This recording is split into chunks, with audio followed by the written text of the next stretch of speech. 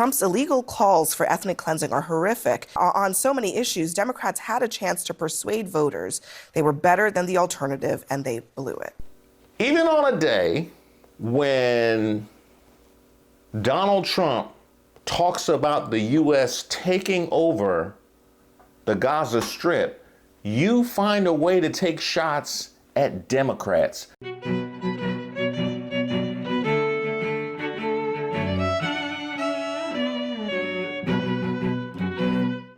Hey, shout out to all of our subscribers and members here on the channel.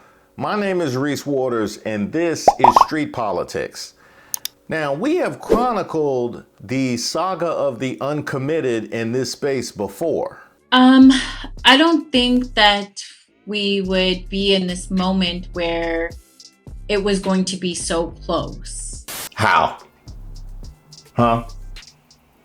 How? Because if there's one consistent thing about the entire lead up to this election, it would be how close things appeared to be. And I really have to say that being in my community, I went out and voted this morning. I've been talking to voters. I've been talking to my community members.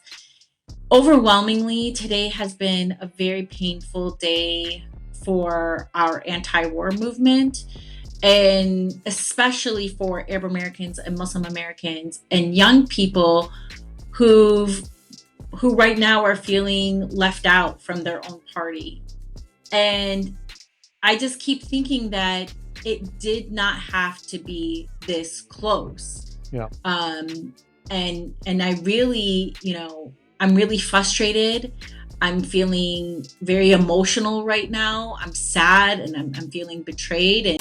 And now, 2 months removed from the election, I still have no idea how they were able to hold the sitting vice president, one term, responsible for decades of problematic U.S. foreign policy, and equate it with a man who not only has enabled white supremacy, but targeted immigrants and had Zionists get up at his rallies pre-election yelling, "We need to crush jihad."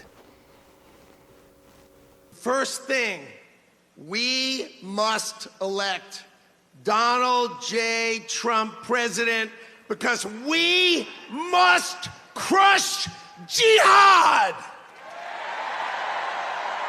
Yeah, I can't do that math.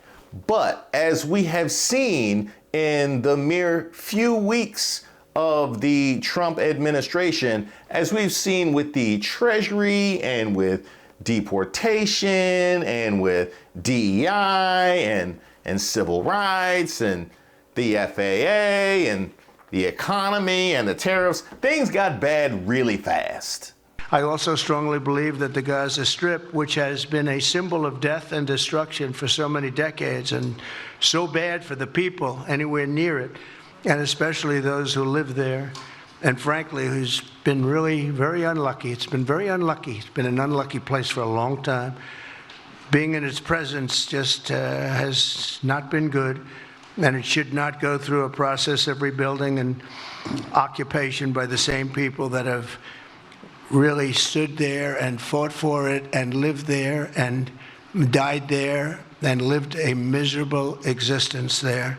Instead, we should go to other countries of interest with humanitarian hearts, and there are many of them that want to do this, and build various domains that will ultimately be occupied by the 1.8 million Palestinians living in Gaza, ending the death and destruction and, frankly, bad luck.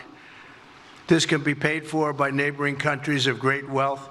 It could be 1, 2, 3, 4, 5, 7, 8, 12. It could be numerous sites, or it could be one large site. The only reason the Palestinians want to go back to Gaza is they have no alternative. It's right now a demolition site. This is just a demolition site. He mentioned bad luck, not once, but twice. According to Trump, the Israeli-Palestinian conflict is just unlucky. Yeah. So not only is he not reading his briefs, apparently also not his Trump Bible. Just unlucky. And apparently the reason why the Palestinians haven't left is because they have nowhere else to go. No emotional ties to the region whatsoever. It's just a lack of options is really the thing. And now in providing those options, he's going to make a displacement sound like a summer camp. Now, you might be asking yourselves, I wonder what he would have in mind with something like that. Like what would be the purpose of displacing the Palestinians? If you can go in and establish control, why not just create and maintain peace? In Gaza's waterfront property, it could be very valuable to, if people would focus on kind of building up livelihoods. You think about all the money that's gone into this tunnel network and into all the munitions. If that would have gone into education or innovation, what could have been done? And so I think that it's a little bit of an unfortunate situation there. But I think from Israel's perspective, I would do my best to move the people out and then clean it up. But I don't think that Israel has stated that they don't want the people to move back there afterward. The thing that I would try to do if I was Israel right now is I would just bulldoze something in the Negev. I would try to move people in there. I know that won't be the popular thing to do, but I think that that's a better option to do so that you can go in. Well, I mean, there's no way he would say anything like that.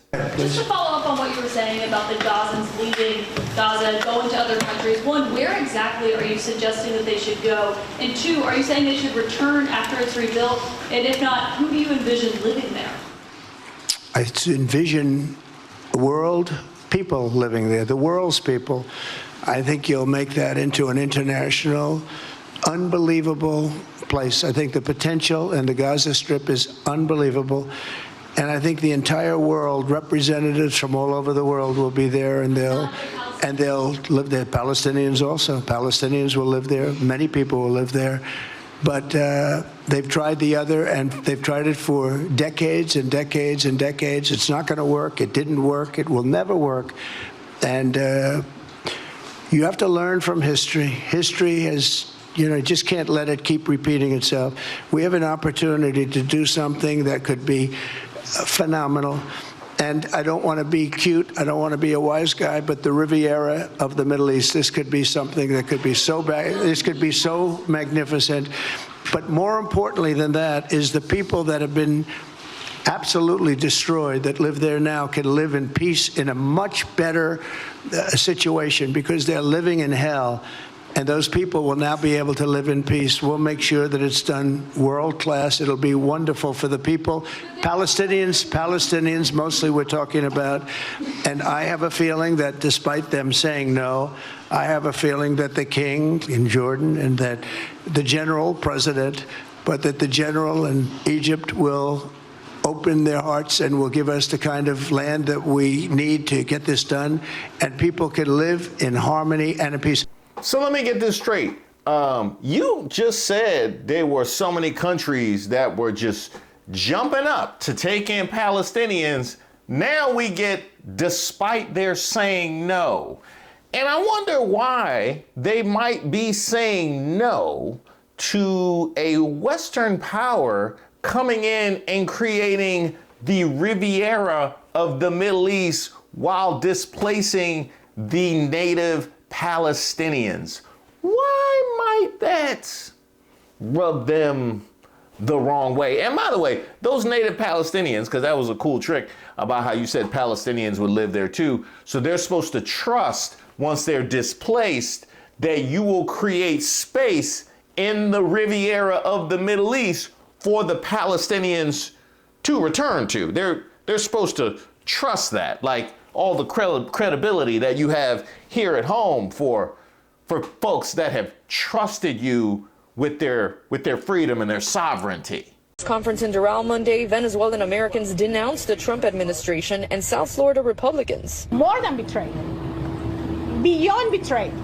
They used us. They actually, during the campaign, and I don't want to make this political, but during the campaign, the elected officials from the Republican Party, they actually told us that it was not going to touch the documented people.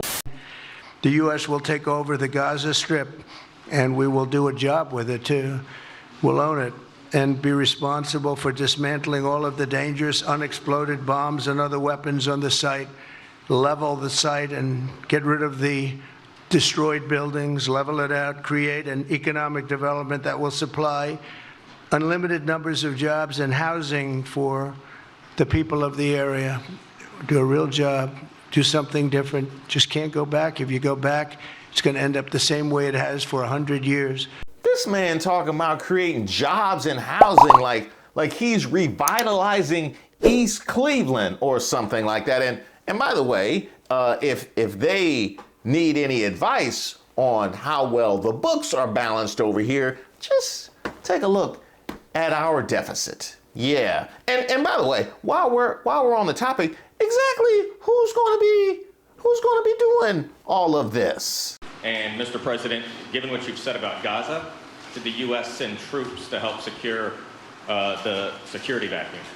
So Saudi Arabia is going to be very helpful, and they have been very helpful. They want peace in the Middle East. It's very simple. We know their leader and their leaders very well. They're wonderful people, and they want peace in the Middle East.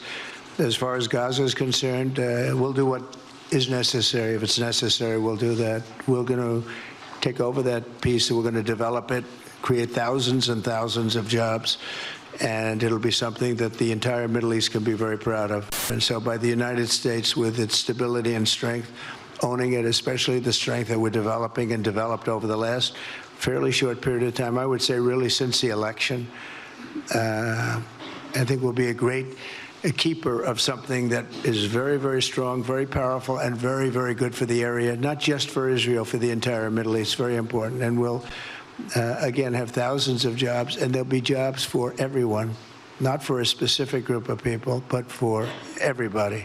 Oh yeah, it's going to be great for the Middle East, despite that they have said no already. It's going to be good. We know what's good for you better than you know what's good for you. Matter of fact, not even we, Trump. Trump knows what's good for you better than you know what's good for you. And by the way, he did mention stability and strength. And if they want to see an exercise in stability and strength, just take a look at the last 2 weeks here in America. Stability and strength. Unless you're dealing with Canada or Mexico or Colombia. Mr. Prime Minister, you are talking tonight about the United States taking over a sovereign territory. What authority would allow you to do that? Are you talking about a permanent occupation there, redevelopment? And Mr. Prime Minister, do you see this idea as a way to expand the boundaries of Israel and to have a longer peace, even though the Israeli people know how important that land is to you and your citizens, just as the space is inherited by the Palestinians as well?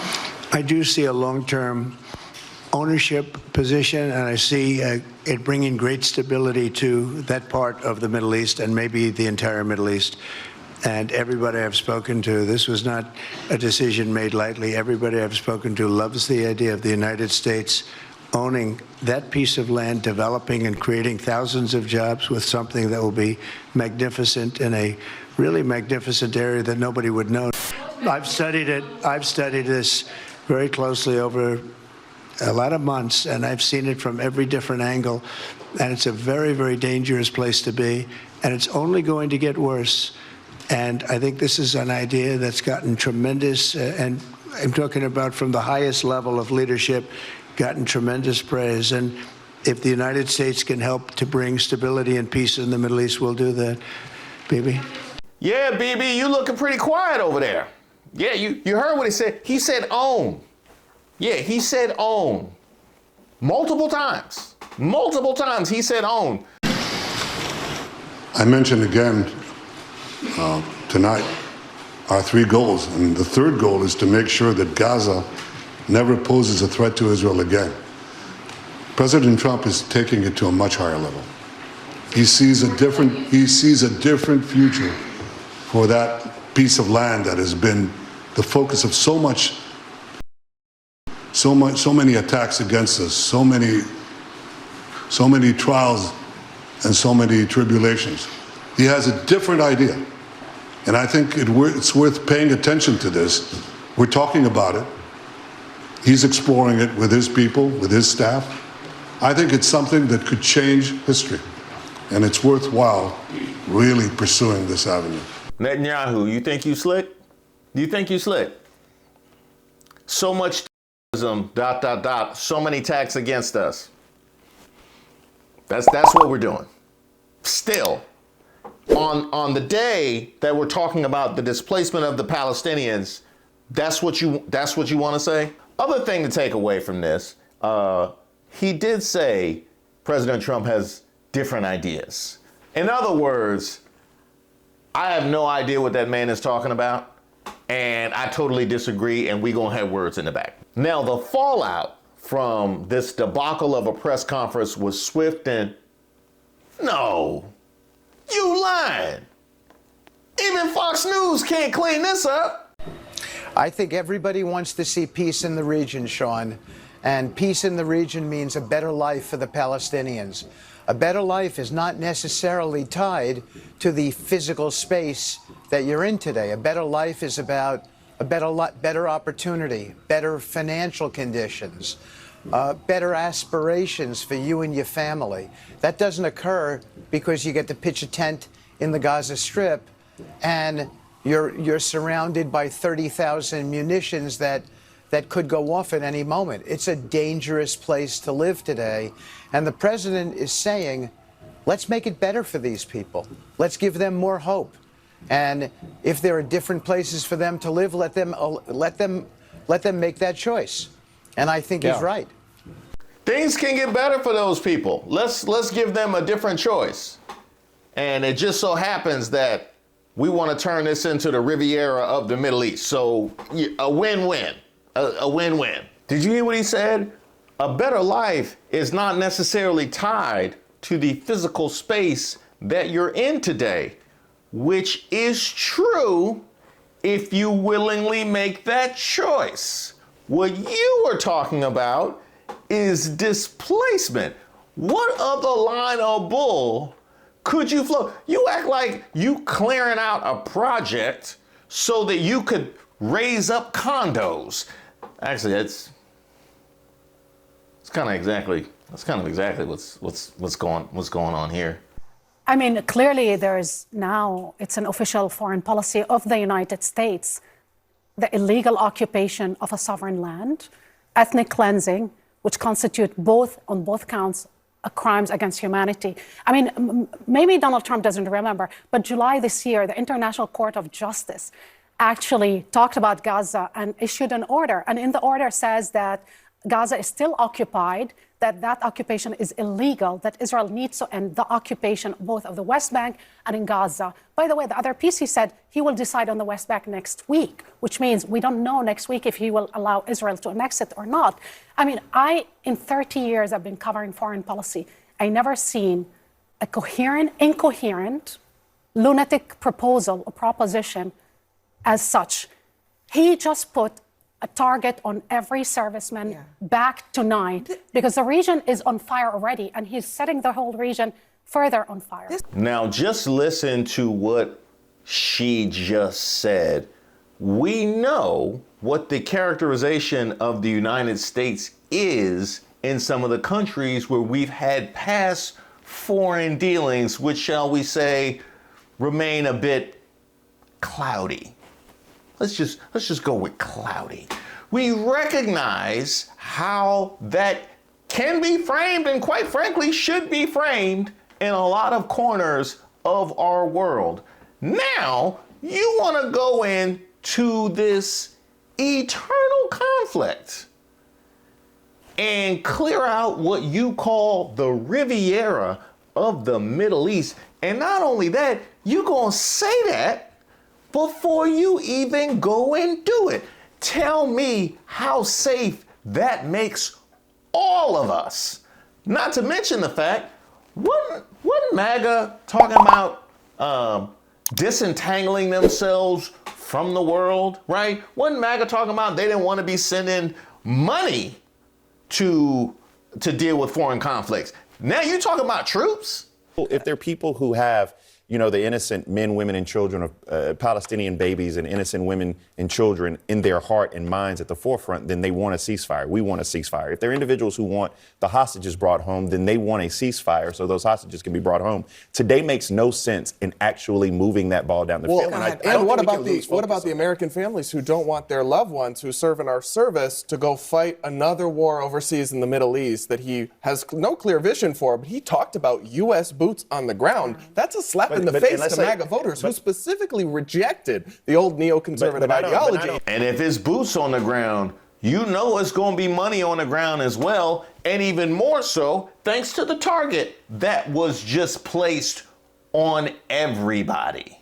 Forcibly removing Palestinians from their land is against international law. I think we're being a little dramatic, and we're on our jump to conclusions, Matt, here a little bit. He muses occasionally. Taking him at his word. He muses occasionally. Look, and just to be clear, it's because you're suggesting that we are making this up or no, I'm not suggesting anything. It. No, you're putting words in my mouth. Well, I'm saying you and I both know he muses occasionally, and he's aspirational, and he says provocative things occasionally. I really don't want to interrupt you, but I just for my own, I think I have to come to my own defense here in saying Donald Trump, with his own words, said this is what he wants to do. He wasn't musing. He was looking down at a piece of paper. I've been in a room with him, just like that, with foreign leaders, looking down at a piece of paper. He is reading a statement that was prepared for him. Those are not musings. Well, Scott, what happened to America First? So this is the guy who was supposed to take us out of the endless wars, said he's against nation building. Now, if you saw that squirming and that flailing from Scott Jennings, that is because this is something even he couldn't defend, and it didn't look any better online.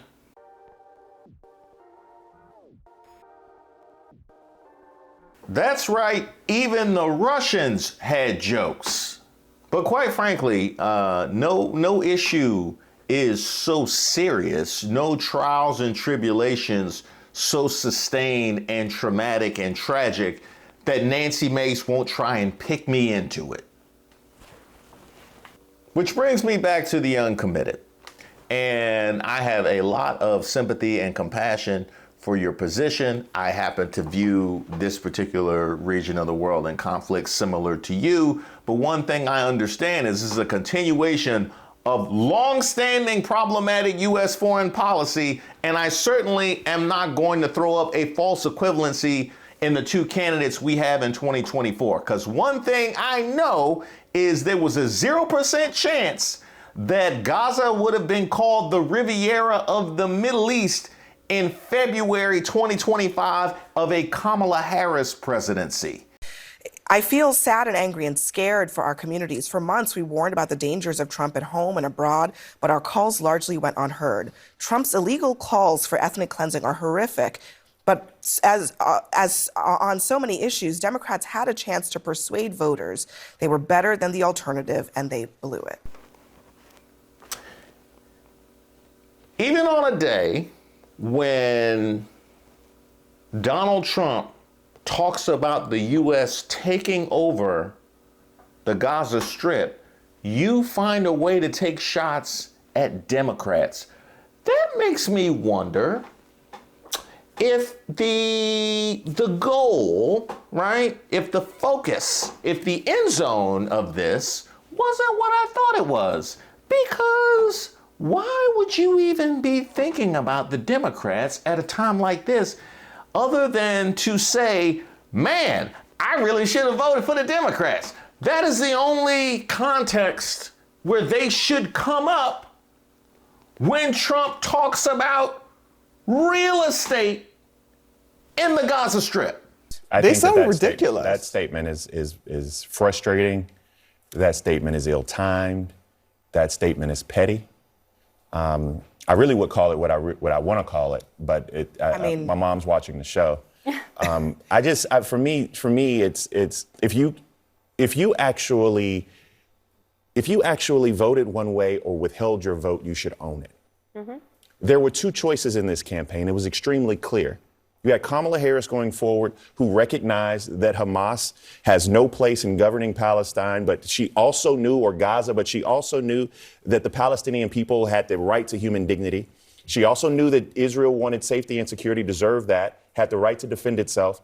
And we would have been in a much better situation. There was not a question about ethnic cleansing if Kamala Harris would have been the president of the United States. Now let's look at this statement in detail. I feel sad, angry, and scared for our communities. For months, we warned about the dangers of Trump at home and abroad, but our calls largely went unheard. Harris left a vacuum by not visiting Michigan families impacted by the U.S. supplied bombs to help create a permission structure for their trust, while Trump visited Dearborn and filled a community in despair with lies. Now, this is a little something I found. This is from August of 2024. Before her rally in Detroit, Vice President Kamala Harris spoke briefly with the co-founders of the Uncommitted National Movement, which mobilized tens of thousands of voters in Michigan to withhold their votes from President Biden in the primary earlier this year over his support of Israel's war in Gaza. And it mentions you by name. Layla Alabed said they were in the welcoming line for Harris and Governor Walz and communicated to Harris that they wanted to support her, but that voters wanted her to consider an arms embargo to immediately stop the carnage in the besieged enclave. Harris listened to stories of people in Michigan who have had dozens of family members killed in Gaza. The leaders asked to meet with her about the embargo request, and she indicated she was open to it and introduced the two leaders to her staff. And that was the statement that you decided to go with. Blew it is right. Somebody definitely blew it. Hey, I want to thank you guys so much for watching the video. First of all, thanks to an overwhelming response when I asked whether or not you guys would want to potentially move my weekly Tuesday 2 p.m. live tonight. You guys said you did. We tried it last week and it was amazing. So we're going to keep that going for the next week or two. So look for those Tuesday lives to be at night, probably 8 o'clock. There'll also be some members only lives as well. I tried that and lo and behold, I can just go live anytime. That is spectacular. So look for some members only lives as well as some polls on that side of things as well. I also have a brand new email for you that is admin@reesewaters.com. Just in case you want a quick response, you can email admin@reesewaters.com, and I can pretty much guarantee it will be quicker. It will be quicker than the other one. We also have a bunch of merch ideas that you guys have sent in. Some of them are phenomenal. So we went and got some people to help us with the merch. So I'm really excited about some of the stuff that we have on the horizon. You can check all of that out at reesewaters.com. Also, shout out to the new subscribers and members here on the channel, as well as those that have been helping me out. That is Regina, who's been helping me out immensely with research, and our moderators, Mariana and Dank, as well as our head moderator, Miss Ray. I'm extremely grateful for you guys. A whole lot more to come.